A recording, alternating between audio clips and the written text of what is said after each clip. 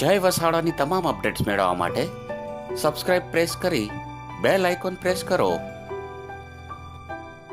જે આજે સવારમાં એક હું પુસ્તક વાંચતો હતો ગાડીમાં બેઠો બેઠો, એમાં એક નવી માહિતી મને મળી. આપણું નોલેજ સતત અપગ્રેડ તો થયા જ કરવું જોઈએ.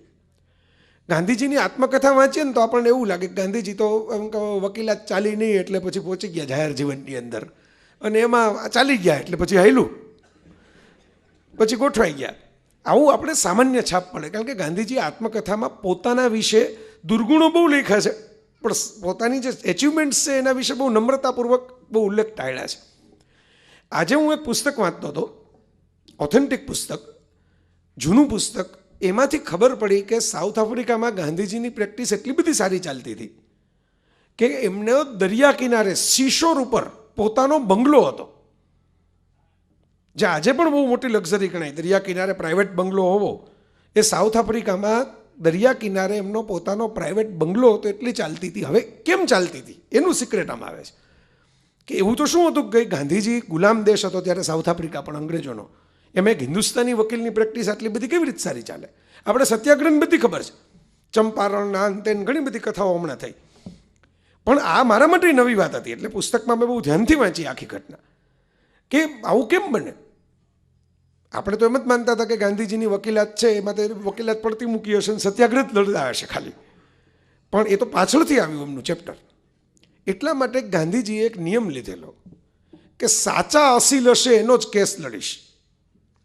એટલે જજ નક્કી કરે કે ન કરે પહેલાં વકીલાતમાં પોતે જ નક્કી કરી નાખે, ચેમ્બરમાં બેઠા બેઠા અસીલને સવાલ જવાબ કરે, પોતે જ નક્કી કરે કે આ નિર્દોષ છે કે દોષિત છે, આનાથી ખરેખર ગુનો થયો છે કે નથી થયો, આ લાયક છે કે નાલાયક છે. અને જો લાયક હોય, પ્રામાણિક હોય, નિર્દોષ હોય, અન્યાય થયો હોય તો જ એનો કેસ લેવાનો, નહીંતર એને વિવેકપૂર્વક હાથ જોડીને રવાના કરી દેવાનો. હવે પહેલી નજરે એવું લાગે કે ભાઈ આ તો ઘોડા ઘાસ સે દોસ્તી કરેગા તો ખાએગા ક્યાં, આવું જ આપણને લાગે પહેલી નજરે. થયું કે હું બંગલો કેમ બન્યો જો આવું હોય તો? એટલા માટે કે થોડોક સમય તો એવું જ થયું, ગાંધીજી માટે એવી છાપ પડી ગઈ કે ભાઈ આ તો વકીલ જ જજ જેવો છે, આમાં તમારે જજ લગી પહોંચવાની જરૂર નથી. આ વકીલ જ એટલી બધી તમારી ફાઇલો ચેક કરશે ને એટલા બધા સવાલ પૂછશે ને એટલી બધું માથું ખાઈ જશે, અને પછી પોતે જ નક્કી કરશે કે તમે નાલાયક છો કે લાયક છો. તો છાપ જે પડી, પહેલાં 6-8 મહિના બિઝનેસ ન થયો, કોઈ આવ્યું જ નહીં, અસીલો ન આવ્યા. પછી અંગ્રેજો પણ આવતા થઈ ગયા. શું કામ? જજ જે હતા બધા બ્રિટિશર, એ લોકોને એવી સાઉથ આફ્રિકામાં એવી છાપ પડી કે આ બેરિસ્ટર મોહનદાસ જ્યારે ઊભા થાય ને ત્યારે એ કેસમાં આપણે ફાઇલમાં જાજુ માથું મારવાનું ન હોય. બેરિસ્ટર મોહનદાસ જો માણસ સારો અને સાચો હોય તો જ એનો કેસ લેતા હોય, એટલે જજને નિરાંત થવા માંડી, એટલે જજ ફટાફટ ચુકાદા આપવા માંડ્યા.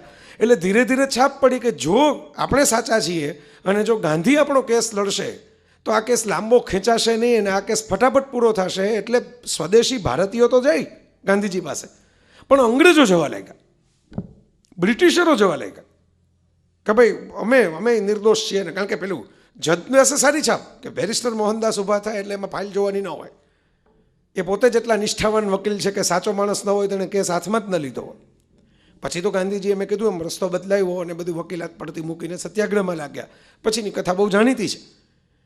એવું નથી કે આવું કહીને શિશોર ઉપર બંગલા ન થાય. આપણે ભલે બિઝનેસની વાતો હમણાં આગળ કરવાના જ છીએ, પણ આ મારે શરૂઆતમાં કહેવું કે તમારી છાપ તમે એવી પાડી દો કે તમે માત્ર ચોકસાઈવાળી, ચીવટવાળી, નીતિવાળી, સાચી વાત હશે એમાં જ રસ લેતા થશો તો એ છાપ એ બ્રાન્ડ બની જાય રહેતા રહેતા, અને એમાંથી પણ તમારી ધીરે ધીરે ધીરે ધીરે ધીરે ધીરે પ્રતિભા છે એ વિરાટ થતી જાય.